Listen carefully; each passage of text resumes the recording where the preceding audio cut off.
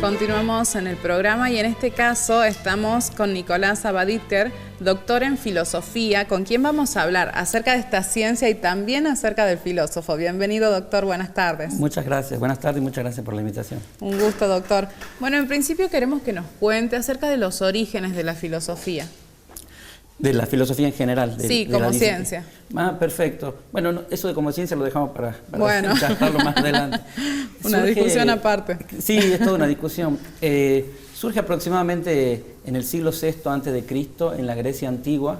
Se da particularmente en Atenas, era como el centro cultural de la época. También ahí surge la democracia. En la antigua Grecia surge la matemática, la geometría, bueno, un montón de cosas que han sido fundamentales para el desarrollo posterior de Occidente y de alguna manera de la humanidad.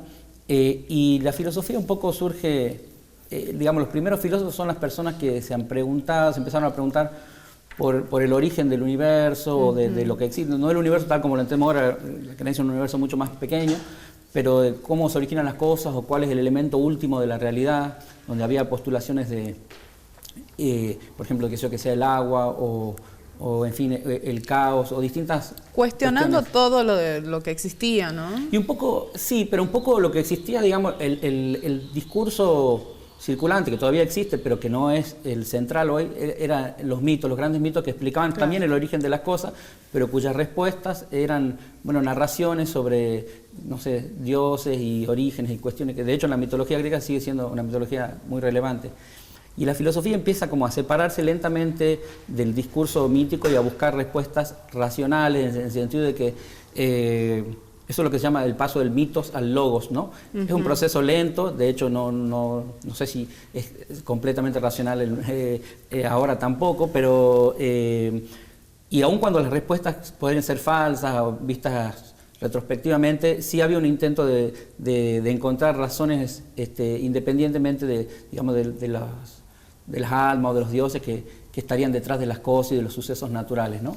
Y hoy en día, doctor, si tuviera que definir a un filósofo, ¿cómo lo definiría? Porque uno cuando habla de filósofo piensa en Sócrates o en Platón, pero hoy en día, actualmente, ¿cómo lo define? Bueno, no sería muy fácil tampoco hacerlo, ¿no? Porque en realidad, por un lado, bueno, un filósofo creo que es una persona que se sigue preguntando, a diferencia de la mayoría, que en algún punto, un poco incluso todos, nos hemos ido acostumbrando y familiarizando y naturalizando con las cosas que existen y creyendo que eso es todo lo que hay, digamos, que tiene una actitud inquisitiva, digamos, sobre la realidad, especialmente realiza preguntas medio radicales y no circunstanciales, con fines no utilitarios, con fines teoréticos, digamos, y esas preguntas que se hace a su vez las intenta responder de una forma, digamos,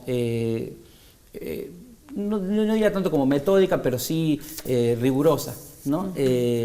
Lo cual es muy difícil por otro lado, ¿no? Y no quiere decir que uno acierte la verdad ni mucho menos.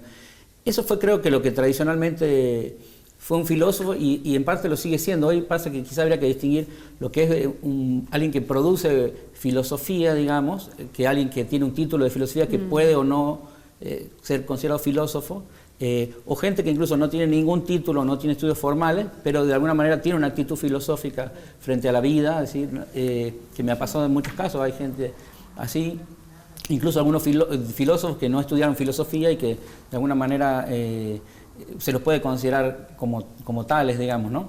Sí. Bueno, no sé si más o menos intenté responder. Vale. ¿Hoy la juventud elige la filosofía? Bueno, en términos generales una carrera relativamente poco elegida comparado con otras, ¿no? Si entendemos por filosofía la carrera de filosofía, no sé si eso apuntaba a la pregunta. Sí, así es. Hay un ingreso creciente, es una carrera chica, siempre lo fue, pero hay un ingreso creciente en los últimos años. Yo creo que en los últimos años en general, no solo para la filosofía, sino para muchas otras cuestiones, el hecho de que exista internet y que existan como pequeños grupos para cada interés, hay grupos por ejemplo, grupos de Facebook o de lo que fuera, o material que está como más diversificado, ¿no? No hay un único producto que le guste a todos, sino que la gente que es fan de una serie tiene su grupo. Y bueno, y mucha gente, más de la que uno esperaría, por lo menos siendo de la carrera, le interesa algunos aspectos de la filosofía.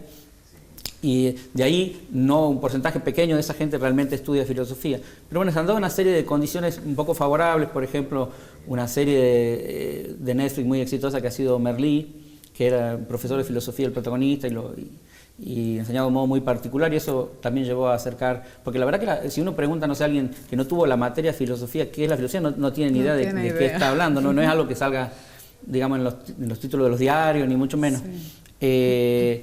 Y después, bueno, se han dado otras condiciones en Argentina y particularmente en Tucumán, en la organización de las Olimpiadas de Filosofía para chicos de secundario, que han sido, ya hace varios años, la organiza Tucumán para todo el país, y han sido bastante exitosas, y mucha gente se vino a la carrera tras una participación que le gustó. Y bueno, y también va lentamente, creo, pero no sé, desapareciendo un poco el mito de que hay 3 o 4 carreras que son las que me aseguran un futuro económico, ¿no? Creo que hoy es muy ingenuo alguien que piensa, por ejemplo, que si estudia abogacía va a ser rico, digamos, o sea, son miles los que estudian y no a todo el mundo le va bien.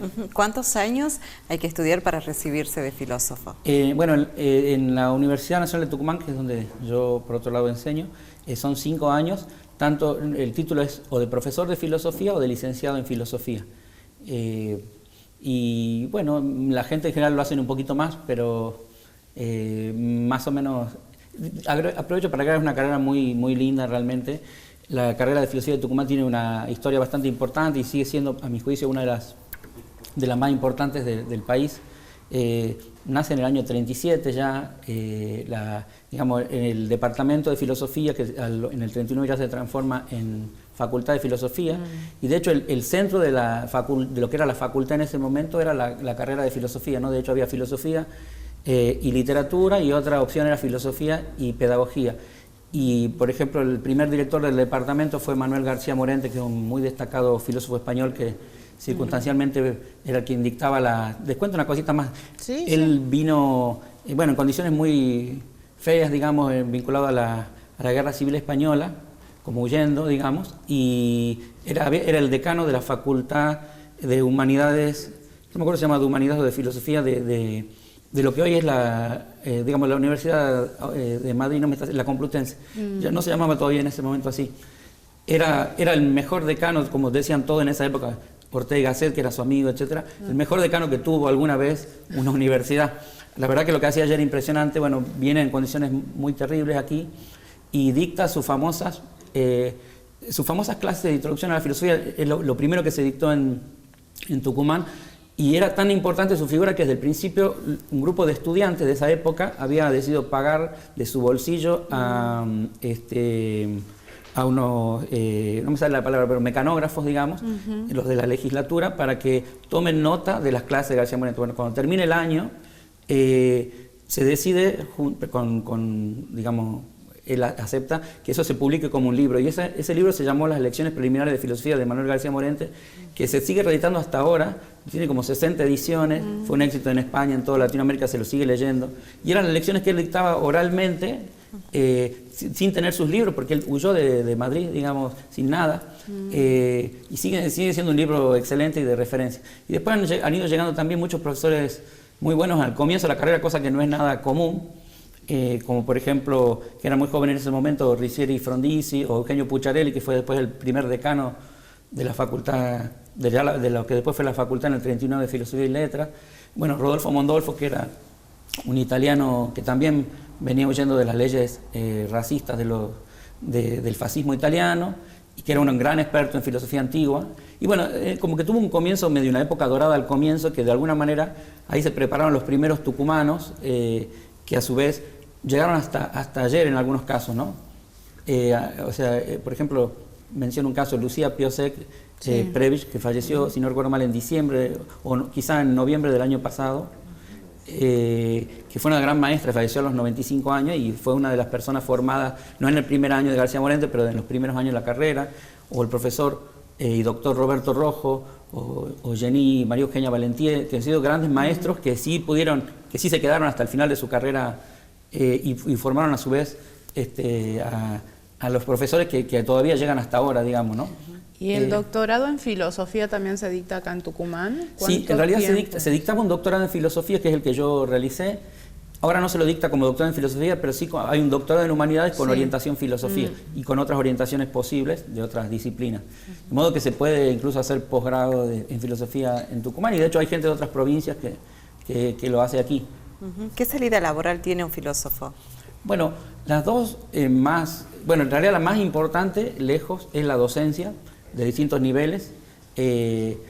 Digamos, es una carrera, digamos, es una profesión muy solicitada porque casi en todos los secundarios, especialmente hay, si no está la materia de filosofía, está lógica o ética o en fin, cualquier materia de las que estamos capacitados para dictar.